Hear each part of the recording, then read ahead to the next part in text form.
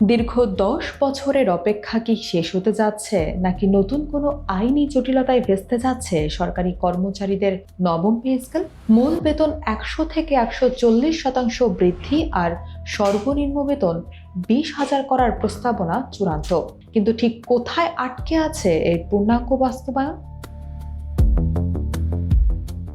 নবম জাতীয় pay scale বাস্তবায়নের খসড়া প্রস্তাবনা অবশেষে চূড়ান্ত করেছে মন্ত্রী পরিষদ সচিবের নেতৃত্বাধীন বিশেষ কমিটি। প্রস্তাব অনুযায়ী চলতি বছরের জুলাই মাস থেকেই এই নতুন বেতন কাঠামোর আংশিক বাস্তবায়ন ধরা হবে এবং সবকিছু ঠিক থাকলে ২৮ সালের জানুয়ারির মধ্যে পুরো পে স্কেল পুরোপুরি কার্যকর করার লক্ষ্য নির্ধারণ করা হয়েছে। তবে এই নতুন বেতন কাঠামো ঠিক কতটি ধাপে বা কিভাবে কার্যকর হবে সে বিষয়ে চূড়ান্ত সিদ্ধান্ত এখনো বাকি। সচিবদের বৈঠকে প্রস্তাবটি মন্ত্রিসভায় উপস্থাপনের জন্য নীতিগতভাবে চূড়ান্ত করা হয়েছে। অর্থ মন্ত্রণালয় ও সচিব কমিটির সূত্রে জানা গেছে, বাস্তবায়নের ধাপ সংখ্যা চূড়ান্ত করবে খোদ মন্ত্রিসভা।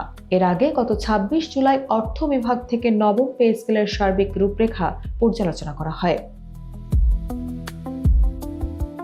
এবারের পে স্কেলের অন্যতম আকর্ষণীয় দিক হলো নিম্ন গ্রেডের কর্মচারীদের জন্য তুলনামূলক বেশি বেতন বাড়ানোর পরিকল্পনা। উচ্চ গ্রেডের তুলনায় নিম্ন গ্রেডের সরকারি কর্মচারীদের জীবনযাত্রার ব্যয় ও আর্থিক চাপ কমানোকেই প্রাধান্য দেওয়া হচ্ছে। জনপ্রশাসন বিশেষজ্ঞরা মনে করছেন, নিম্ন গ্রেডের কর্মচারীদের বেতন ধাপে ধাপে না বাড়িয়ে একবারে শতভাগ বাড়িয়ে দেওয়া উচিত, কারণ উচ্চ গ্রেডের কর্মকর্তারা বেতনের পাশাপাশি বিভিন্ন ধরনের সরকারি সুযোগ সুবিধা পেয়ে থাকেন, যা নিম্ন গ্রেডের কর্মচারীরা পান না। তাই বর্তমান মূল্যস্ফীতির বাজারে কম বেতনের কর্মচারীদের বিষয়টিকে অগ্রাধিকার দেওয়া অতি জরুরি। সবকিছু গুছিয়ে আনা হলেও ঠিক এই জায়গাতেই তৈরি হয়েছে মূল বাধা। নবম পে স্কেলের চূড়ান্ত খসড়া তৈরির সময় বিচার বিভাগের কর্মচারীদের বেতন ও স্কেল কাঠামো নিয়ে কিছু জটিলতা দেখা দিয়েছে।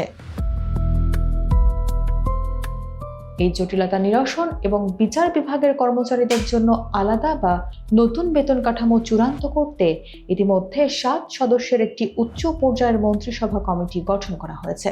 অর্থ মন্ত্রণালয়ের এই কমিটির সুপারিশ পাওয়ার পরেই কেবল নবম পে স্কেলের চূড়ান্ত খসড়া মন্ত্রিসভায় চূড়ান্ত অনুমোদনের জন্য তোলা হবে। আপনারা হয়তো জানেন, ২০১৫ সালে অষ্টম জাতীয় পে স্কেল কার্যকরের পর আর কোনো নতুন পে স্কেল দেওয়া হয়নি।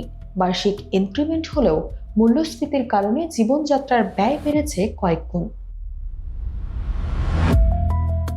পূর্বের সুপারিশ অনুযায়ী এবার সর্বনিম্ন মূল বেতন ৮,২৫০ টাকা থেকে বাড়িয়ে ২০,০০০ টাকা এবং সর্বোচ্চ মূল বেতন ৭৮,০০০ টাকা থেকে বাড়িয়ে ১,৬০,০০০ টাকা করার প্রস্তাব রয়েছে।